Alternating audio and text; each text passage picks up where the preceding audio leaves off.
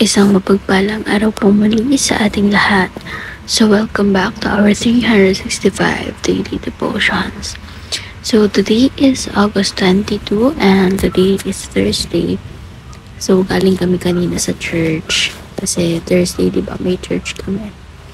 And we are still currently on our series which is Loving God is Hating Sin. So, pagpasensyahan niya yung boses ko kasi kanina pa nangangatiin lalamunan ko nang hindi ko malaman kung bakit.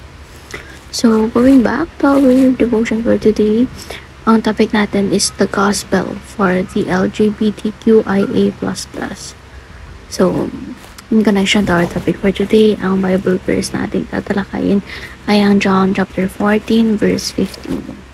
So, in New International Version, Jesus promises the Holy Spirit, "If you love me, keep my commands." So, in Filipino translation naman, in ang salita ng Diyos, Tagalog Contemporary Bible Version, ipinangako ni Jesus ang banal na Espiritu, "Kung mahalin niyo ako, sundin niyo ang aking mga utos." So, let's not ponder more on this kasi this is very self-explanatory, di ba? So, idaan na lang natin ito sa ating teaching para mas marami pa tayong information na makuha. So, since yung topic nga natin is for the LGBTQIA++. So, hindi dapat tayo parang nagre-review ng mga part of the LGBTQ community, di ba? So, ako personally, ayoko ng ganon. Yung parang nakakita ka lang ng LGBTQ, feeling mo ang baba-baba na nila. Yung parang ang baba ng tingin mo sa kanila. Kasi lahat naman tayo, maybe it be boy, a girl, or part of the LGBTQ, lahat tayo pantay-pantay na anak ng Diyos, diba? Just so happens na there are people who label them or categorize themselves not part of the biologically male or female. So, ayun, dapat maging knowledgeable tayo with those terms, with those terminologies kasi these things can be really offensive for some kapag nagkamali tayo ng banggit, diba? So, we just have to be sensitive na lang din with everyone, diba? So, dapat mapuro babae, lalaki, or part ng LGBT, pantay-pantay dapat antayin natin sa isa't isa dahil lahat naman tayo ay kinreate ni Lord, diba? So, we all have the same creator which is Lord God, diba? So, we do not have any right to shame other people kahit part sila ng LGBTQ community.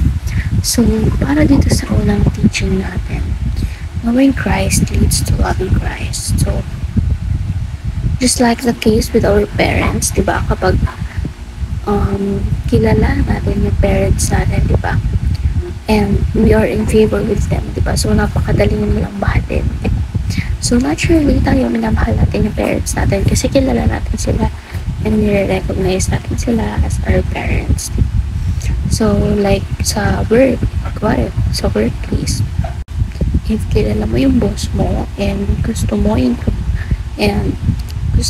or alam mo na yung environment mo, parang gamay mo na yung environment mo, diba? So, napakadaling mahalin ng workplace mo, ng trabaho mo mismo na parang ginagawa mo siya hindi lang dahil pinapayagan ka. So, napapamahal ka dun sa trabaho, pati dun sa mga katrabaho mo, diba? So, ganun din yung case with Jesus Christ, diba? So, we have to know Him first before we can love Him, before we will be able to love Him. And again nga, diba? Loving Christ is hating sin. So, in order to do that, we must first introduce Jesus Christ to them kasi mahirap ialay ang buhay mo sa Lord. Kaya nga sabi ni Pastor Russell lang, hindi mo kilala kung sino pa si Lord at si Jesus Christ. So, we first have to properly introduce Jesus Christ to them para malaman din nila kung paano ba ang tunay na pagmamahal ng Panginoon and para mamahal nila purely ang ating Panginoon. So, when the time comes na they are already loving Christ, Jesus Christ, so this will lead them to obeying Jesus Christ, diba? And doon na yun, yung starting point doon na maigagayad natin sila. Maigagayad sila ni Jesus Christ ng presence ng Holy Spirit sa tama at mali. So, I am not pertaining sa sexual orientation nila, sa the way they proclaim themselves. So, yung tinutukoy kong tama at mali rito is yung, kumbaga in general, diba? Na katulad natin, mag-guide din sila sa mga tama and may iwas sila sa masasamang gawain. So, there are people kasi na part of the LGBT community na imbis na parang pinapakita nila that they are not bad people kasi nga people tend to see them as one. So, imbis na ipakita nila na hindi sila ganun, na magbubuting tao rin sila and anak din sila ni Lord, diba? So, imbis na ganun, yung mga tao pa nagmagawa ng masama na hindi kalugod din sa Lord. So, that is a no-no for me. And kaya kailangan nga nilang makilala si Jesus Christ, and in that way mamahalin din nila si Jesus Christ ang lubos, and matututo silang lupit sa Word of God, sa kay Jesus Christ, diba? And yung number 3 natin, obeying Christ leads to imitating Christ. So by the time comes na all people are obeying Christ, so we will all be imitating Christ, diba? So, yung mga kasalanan malilesen na kasi nga loving God is hating sin, diba? So, when we love God, we obey Him, and we avoid or eradicate sin completely, diba? So, ngayon naman, let's proceed tayo sa ating application. Number 1, know Christ with the intent to love Him. Number 2, love Christ with the intent of obey Him. And number 3, obey Christ with the intent to imitate Him. So, for our discussion part right now, after watching this devotion, we should be able to identify the reason as to why this is here.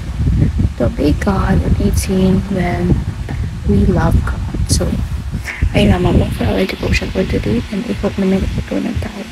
So, may God bless us.